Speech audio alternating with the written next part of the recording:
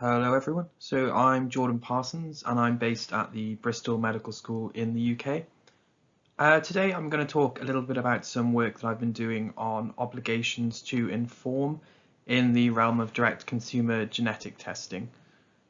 And so this is work that was published in late 2020 in the Journal of Medical Ethics. And so just a quick thanks to Philip Baker, my colleague with whom I did this work.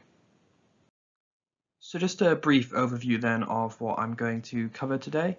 So the central question in this paper was whether or not there is an obligation to inform genetic relatives of actionable risks that are discovered through direct-to-consumer genetic testing.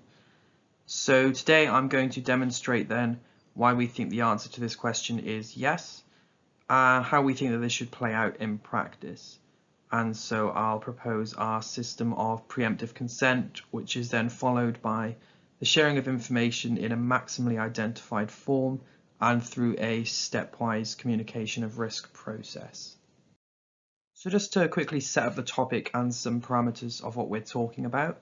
So we're concerned only with the direct consumer genetic testing, so otherwise known as home genetic testing. So this is outside of the clinical context and where those that are being tested are to be considered more as consumers than patients. And this is something that there's been exponential growth in recent years. But that being said, it does remain a largely unregulated space. And so people are basically able to access these services really quickly through just online purchasing, and there's no real counselling or follow-up processes in place. And a study that was done in 2011 found that really the motivations and expectations of a lot of consumers that are accessing these services are somewhat health related. And so even though there are often disclaimers by the providers of these tests that results should not be used to inform any decisions about your health, it appears that this doesn't really align with the realities of what the consumers are taking from it. So our argument really begins with Parker and Lucasson's proposal of a joint account model for genetic information. So they hold that genetic information is just familial in nature and that can't be escaped, and that this doesn't really align with the prevailing personal account model that we have. And so the personal account model is understandably based on ideas of autonomy and confidentiality, but tensions arise here in genetics when it comes to the interests of others being at play as well. And so Parker and Lucasson propose thinking of genetic information instead as something like a joint bank account. So whereas no individual account holder can request that a bank manager withholds information about the account from the others, so can it play out in the context of genetic testing. And so then this would shift the burden to the person who wants to exclude family members from access to genetic information, as we're starting from this understanding that it should be available to all concerned. And so unless the proband can demonstrate that the relative does not stand to benefit from the information, then really that sharing should be deemed acceptable. So ultimately we adopt this position as we think that it does really speak to the reality of genetic information as shared, as well as recognizing that the harm to others, so the relatives of the proband, really should be factored in, and that it can't purely be about the autonomy of the proband in this context. And so there is then a right of the relatives to know, and as such there must be a corresponding duty to inform somewhere along the line, which we'll come to shortly. The joint account model then holds that sharing information is justified if there is a sufficient benefit to the relative. And so what makes that benefit sufficient? We draw this line between actionable and unactionable risks. So first to actionable risks, which are essentially those where there is some kind of risk reduction strategy available to someone. So for example, with the BRCA1 and 2 gene mutations, there are often risk reduction strategies available. And whereas these might be profoundly unpleasant in some circumstances, research has indicated that people do consider the ability to take action as a critical factor in whether or not they would like to know. And as such then, an obligation to inform in such circumstances, we suggest, can be rooted in what's called the rule of rescue. So when Johnson outlines the rule of rescue, it's really about this natural response to imminent death. And as such, it is often formulated in terms of things like burning buildings and people drowning. And Singer adds to this an important caveat, which is that the rule should only apply where nothing of comparable moral importance is being sacrificed. And this we'll return to in just a moment. So Kilbride has sought to apply this rule of rescue in genetic testing, but placing the obligation on the proband themselves. And this has been criticised based on the fact that the risk is not sufficiently imminent. And so this is why we think Singer's caveat is important, as essentially we can just raise the standard where that risk is less imminent. So we can also factor in, for example, the potential distress to the relative, and then weigh this against the potential harms of the disease and the extent to which that can be mitigated. And nonetheless, we would depart from Kilbride on practical reasons, instead saying that we would be better placed having the provider as duty bound, as realistically you cannot enforce the proband telling relatives, so it's essentially pointless having a duty if it's just on them. And so in summary then, where the relative can be rescued, we suggest that a duty on the provider arises to inform that relative. Now to unactionable genetic risks then. So in such circumstances, it is less clear that the relative is going to benefit from knowing. So the rule of rescue may not be engaged.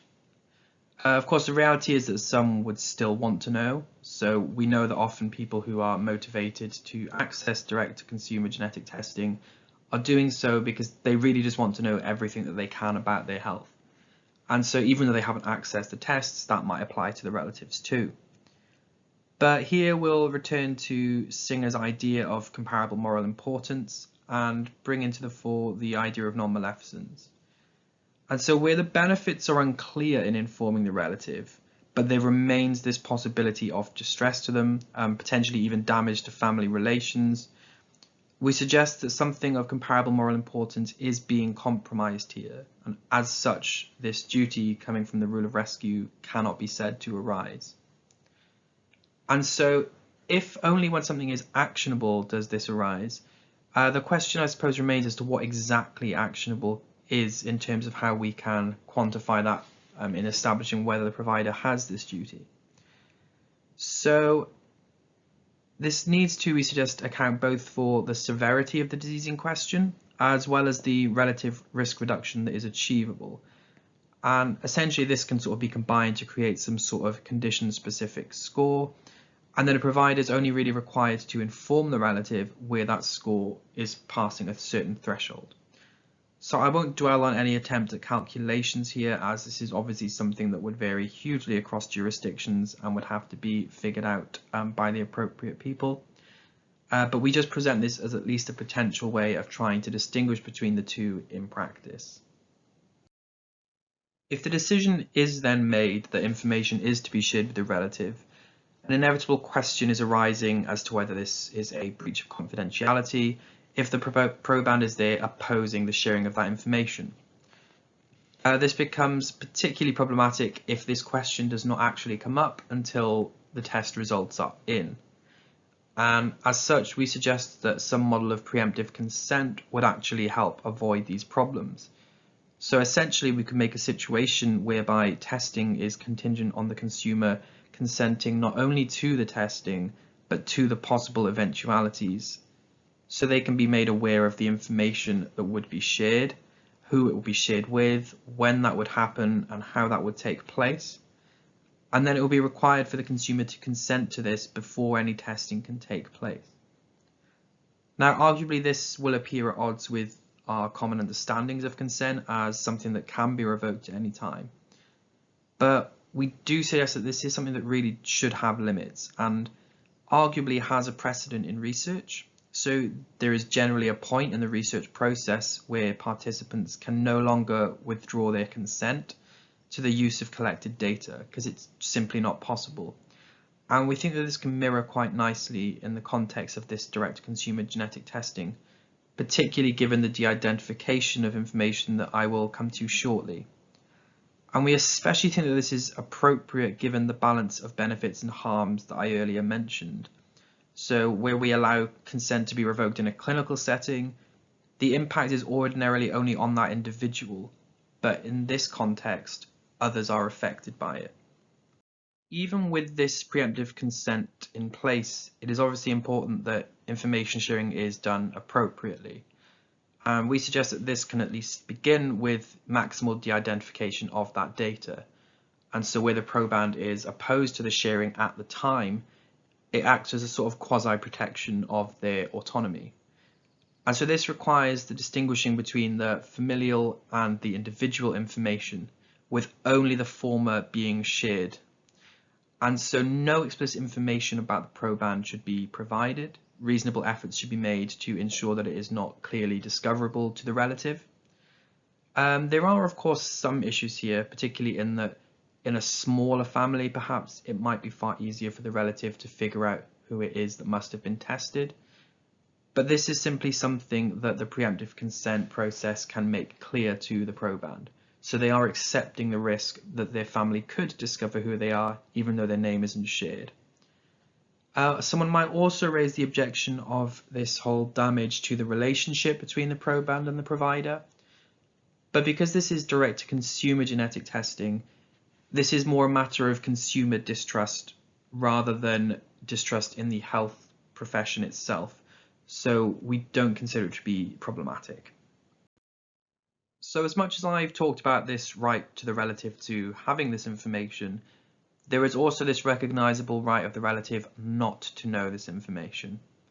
And so the relative does need to have control over how much information they receive to protect their own autonomy. And as such, we suggest that a stepwise communication process should take place. So at first, the relative can receive some really fairly generic correspondence to say something along the lines of, your relative has been tested, there is reason to believe that you may also be at risk of a certain disease, but without naming that disease, and that risk might be reduced through certain actions on the relative's part. So as I said, information on the disease in question should not be provided, nor should any stats about their increased risk. And then the relative can really make the decision for themselves as to whether they want to know more about this.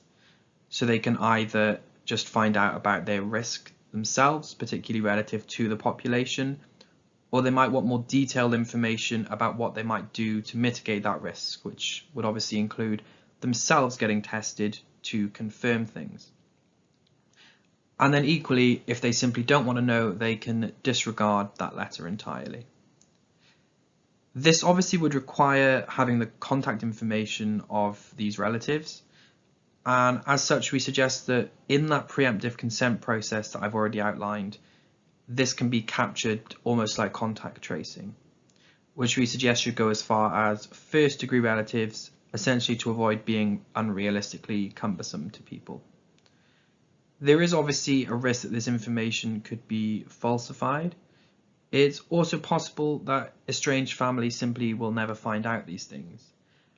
These are simply, I suppose, the realities of it, and we suggest that at least the duties of the provider are at least met by them using the information that the proband has provided. So it would not be realistic to expect them to then go and somehow chase up the information and track down these relatives to inform them of things. So this is a flow chart that we put together for the purposes of the paper that this work is in, and just to sort of visualize the process that we envisage. So please feel free to pause here if you want to take a closer look at it. In conclusion then, we suggest that there ought to be a duty on the providers of direct-to-consumer genetic testing to inform the relatives of probands of actionable risks where they are discovered. And so a process of preemptive consent should be followed initially, and that can really set things up before the testing even takes place. Appropriate information should then be shared, by which we mean only that which is familial and not individual to the proband. And so then that also would include the maximal de-identification and the stepwise communication of risk process that I outlined. And so then this system would also generally be encouraging more accountability on these providers of direct-to-consumer genetic testing, which we suggest is something that is much needed. And it might also encourage more pre-testing reflection on the part of those who are seeking out these services. Whereas currently it's quite a quick process to buy something. if you've got to go through this preemptive consent process, which would make clear to you potential risks of your relatives being informed, it might make people reflect a bit more and consider whether it's something they really want to be doing, which again is something that we suggest is quite important. And then just at the bottom there, that's just the citation for the paper that I mentioned, which this is all outlined in. So feel free to take a look if you're interested.